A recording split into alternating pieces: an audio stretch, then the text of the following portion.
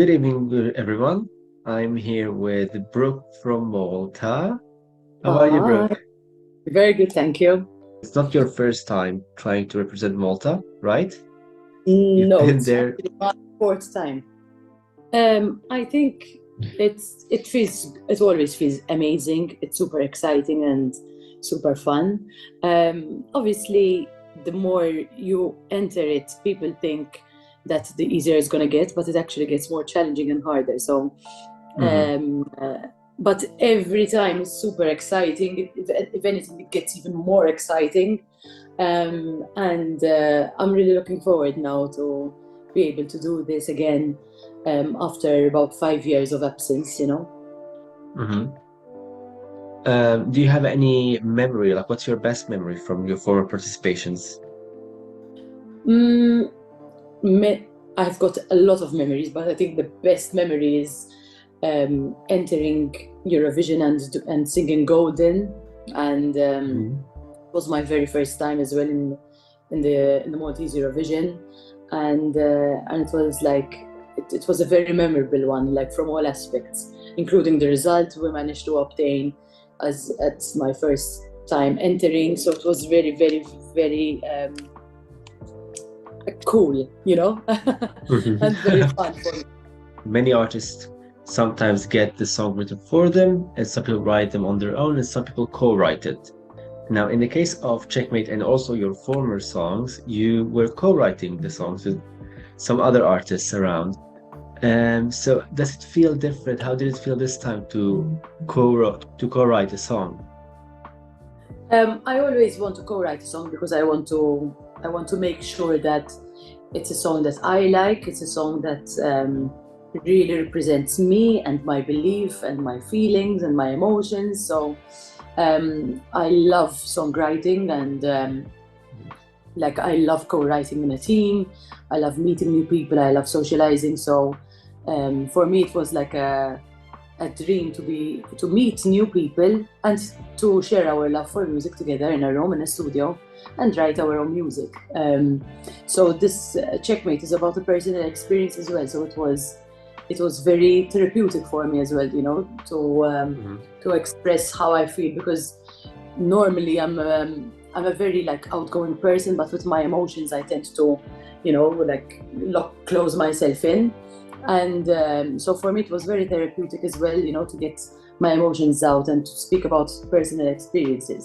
Checkmate is about those people who feel helpless and Mhm. who have lost their voice to be able to protect themselves in a toxic situation. This could be a relationship, this could be a friendship, sometimes unfortunately it could be even within a family, and Checkmate is about being a step ahead of the other person and realizing exactly their next steps, and being ahead of them. And that is when the connotation with chess, when you anticipate someone's moves and you corner them, and actually kind of make them stop playing games with you. Mhm. So that is what Checkmate is about.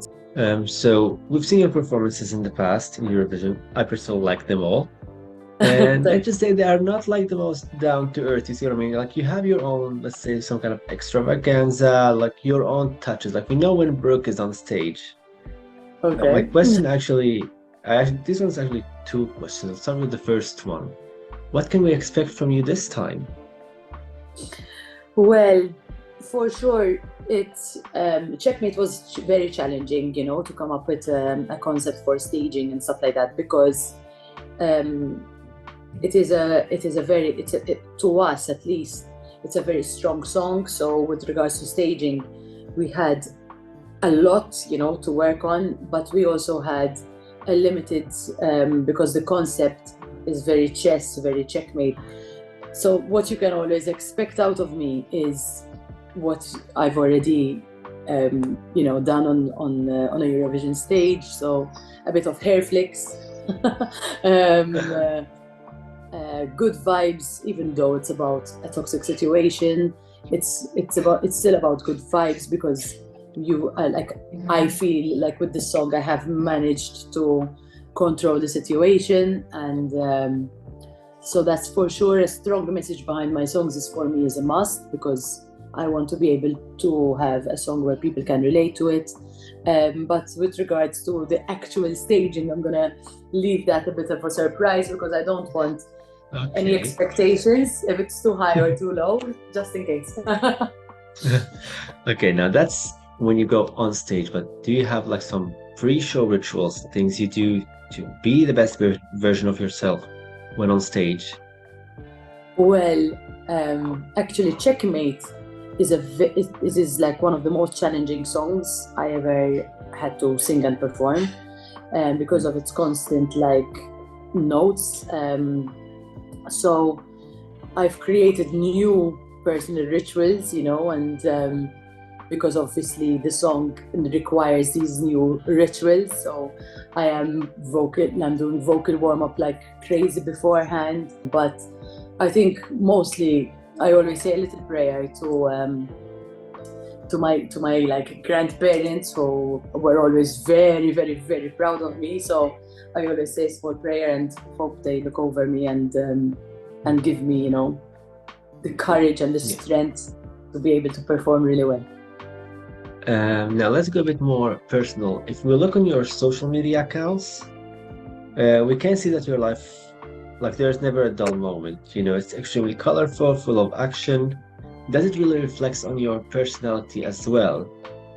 Because like some artists will go on stage and will go live and perform and be in like the public life, but then will try and maintain some kind of a private life.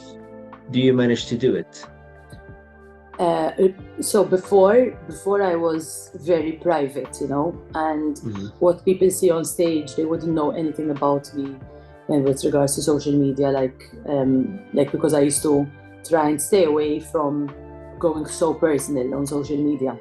But nowadays, I think I've warmed up to it. I've learned to be more of myself, from like never wanting to upload videos of myself speaking to a camera on my stories. Now it's because there's much more of them, and I feel weird if I don't speak in a camera, because to me it's like I'm talking to a friend, or like I'm talking to you right now.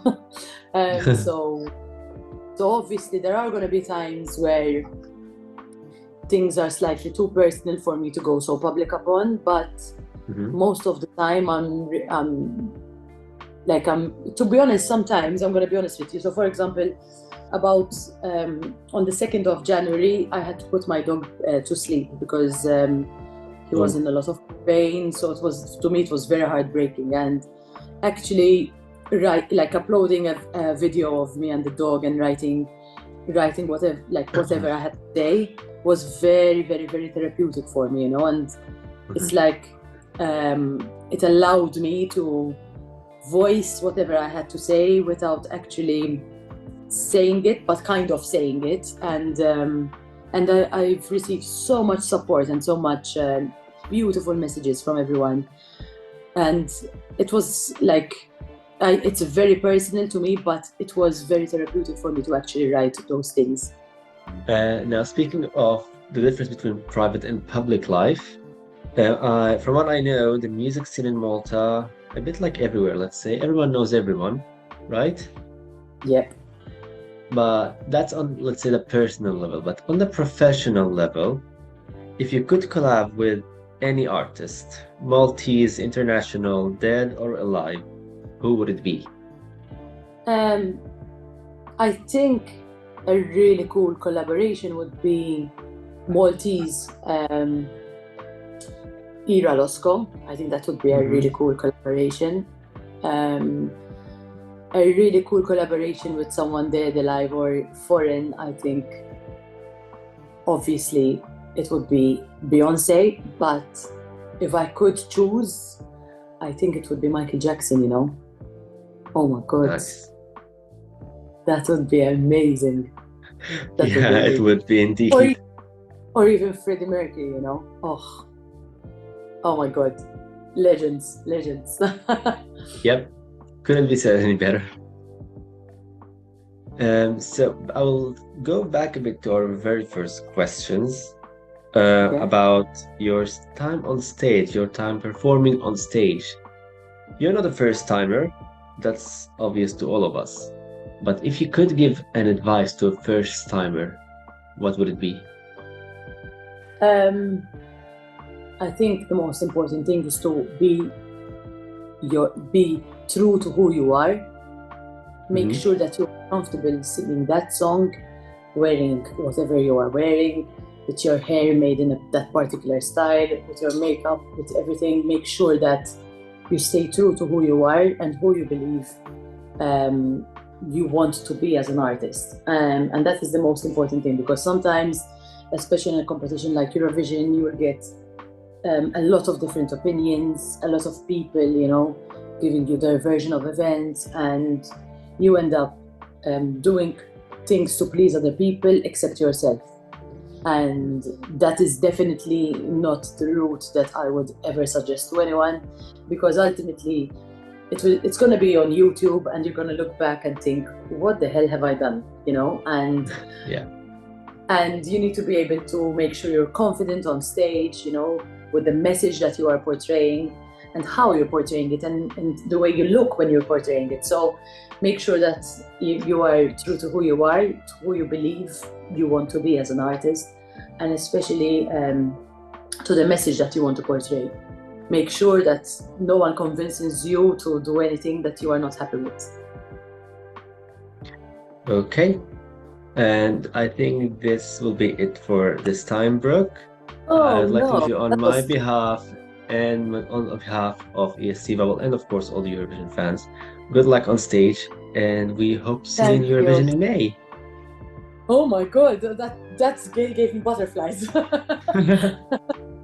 Oh my god, thank you so much. Thank you to all the fans and everyone, and I really appreciate everyone's support and your messages, and it's super exciting, and I hope you all will enjoy and support Checkmate.